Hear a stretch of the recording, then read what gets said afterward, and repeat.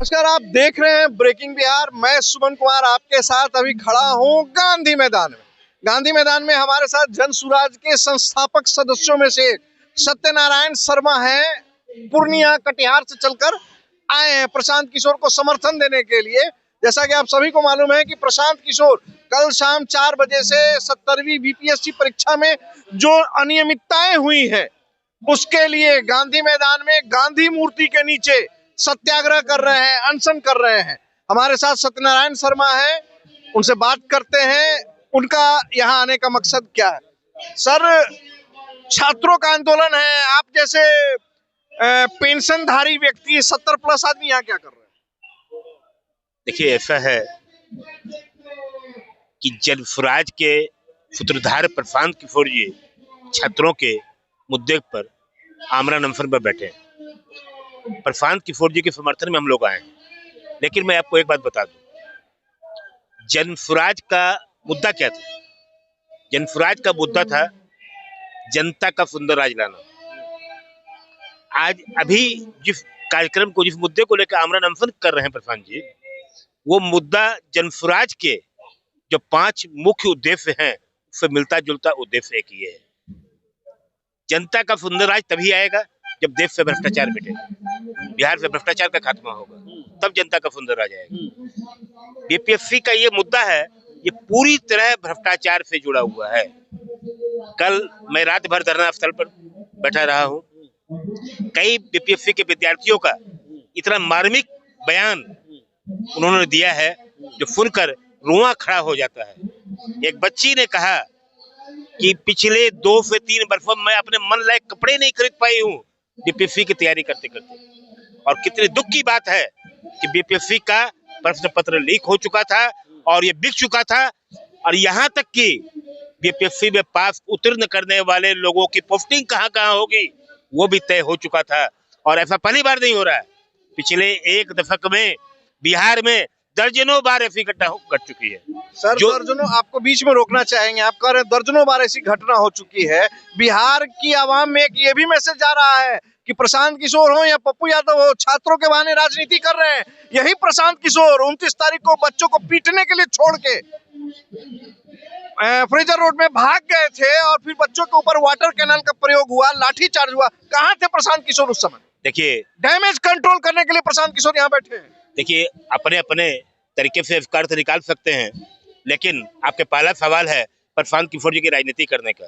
तो मैं आपको बता दूं, प्रशांत किशोर जी चेहरा चमकाने के लिए छात्र का आंदोलन नहीं कर रहे हैं। प्रशांत किशोर जी वो व्यक्ति हैं जो हिंदुस्तान के इतिहास में 5000 किलोमीटर की पद यात्रा आज तक किसी ने नहीं की है। अरे तो पद यात्रा किसके लिए किए हैं? अपना चेहरा चमकाने के लिए ना, बिहार के लिए थोड़े किए। नहीं, चेहरा, उनका चेहरा बिहार की जनता बिहार नहीं, देश की पूरी जनता उनके चेहरे को जानती है, उनके क्रियाकलापों को जानती है, उनके कार्यक्रमों को जानती है। सही कह रहे हैं, क्रियाकलापों को जानती है, चुनाव लड़वाते हैं। सुन लीजिए पूरी बात।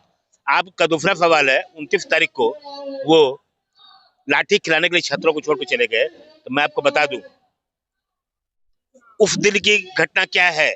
उस दिन की मुख्य घटना यह है, बिहार के कुछ हवाई नेता, बिहार के कागजों पर चलने वाले कुछ दल के हवाई नेता को लगा कि यह मार्च जो निकला है ये प्रशांत किशोर जी बिहार के हीरो बन जाएंगे और उनकी हवाई नेताओं की दुकानें, राजनीतिक दुकानें बंद हो जाएंगी।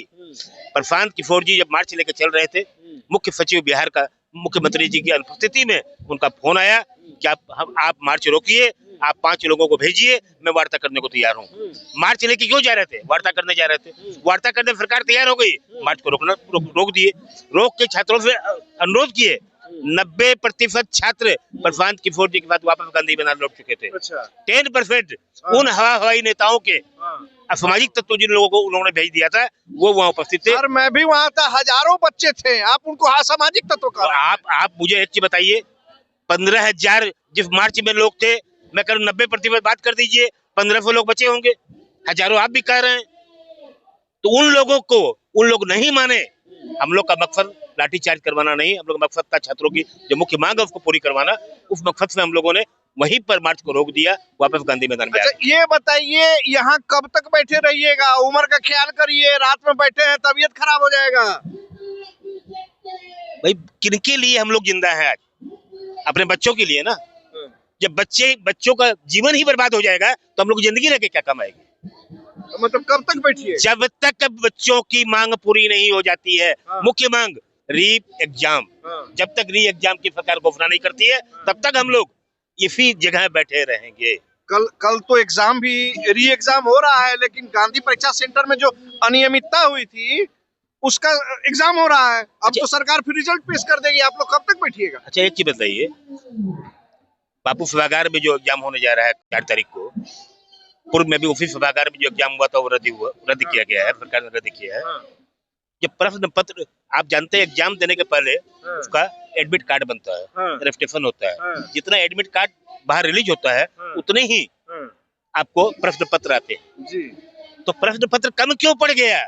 इस पर तो बहुत लंबी चर्चा हुई है। अभी इस पर बहुत लोगों ने पूछा, बहुत लोगों ने बताया। आप लोग सरकार की गलती को बता रहे हैं, सरकार अपनी गलती नहीं मान रही है। तो सरकार को गलती मानना पड़ेगा, क्योंकि छात्र जगह नहीं थे, पहली बार छात्र जगह हैं। तो लगता है कि यहाँ गांधी मूर्ति के नीचे बैठ के सरकार को जगा दीजिएगा? बिल्कुल जगा देंगे। आप देखेंगे आने वाले दिनों में पूरी तरह सरकार जग चुकी है, और सरकार अगर नहीं जगती है तो आपको याद होगा 74 में जेपी ने कुछ छात्रों को लेकर एक छात्र आंदोलन शुरू किया था, आग पूरे देश में चली गई थी। ये तो एक 38 राज्यों में एक राज्य बिहार है। चाचा इधर आइए तो जरा सा, आप कहाँ से आए हैं? मैं भी कटिहार से, कदवा से आया हूँ। कटिहार से आए हैं जी, कदवा। आपका आने के पीछे मकसद? पार्टी की तरफ से ये धरना स्टार्ट किया गया है छात्र के हित में। तो मैंने सोचा कि पार्टी के हित में जो धरना का स्टार्ट किया गया है उसमें शामिल हो जाए। कब तक शामिल रहिएगा? जब तक चलेगा धरना। 10 दिन चला, 20 दिन चला, जब तक चलेगा। जो आप लोग के खाने पीने का इंतजाम कौन कर रहा है? खाने पीने का इंतजाम हम लोग अपने करेंगे। कहाँ से कर रहे हैं जी। और ये जिस उद्देश्य से बैठा गया है, धरना दिया गया है छात्रों के भविष्य के लिए, छात्र ही देश का, राज्य का भविष्य होता है। अच्छा एक बात बताइए, यहाँ पर बीपीएससी अभ्यर्थी कितने आपके साथ हैं? भी कि नहीं? बीपीएससी अभ्यर्थी बहुत है। हमको तो सारा जनसुराजी ही दिख रहा है। नहीं, जनसुराजी नहीं है। कितने अभ्यर्थी होंगे आप ही बताइए? 50, 100, 150? अब वो तो आते जाते रहते हैं ना, मुकम्मल तौर पर तो नहीं बैठते हैं। मुकम्मल तौर पर मुकम्मल तौर पर जनसुराजी लोग बैठ रहे हैं। देखिए बीपीएससी अभ्यर्थी आते रहते हैं, जाते रहते हैं, मुकम्मल तौर पर जनसुराजी बैठे रहते हैं, चचा जी का कहना है।